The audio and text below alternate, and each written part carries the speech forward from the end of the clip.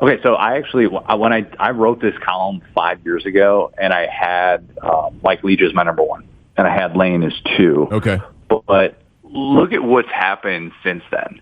Steve Sarkisian led the two most prolific offenses in Alabama school history. And people just kind of write it off because, oh, well, you know what? He had two in 2019, and, it was a down year for Bama overall because they didn't even make a New Year's Six Bowl, so we kind of discount that. No, 2020, it's a COVID year. Everybody's kind of scoring a ton of points. Never mind the fact that they played an all-SEC schedule. They lit up everyone, and Sark didn't have a bad game. And this is a guy who goes to Texas and inherits a program that, let's be honest, they had a lot of work to do.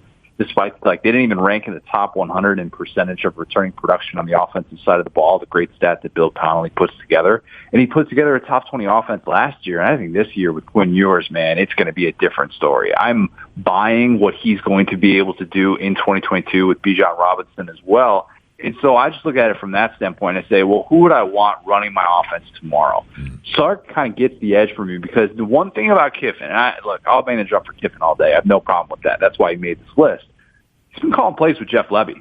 He'll be the first to tell you. Jeff Lebby's been the one that's been kind of dialing up the individual looks, and Lane's been overseeing that. So does that kind of give him a little bit of a knock? I don't know. I think that's at least a conversation that needs to be had. But obviously Lane's track record dating back to the USC days, man, it's about as good as there is in college football.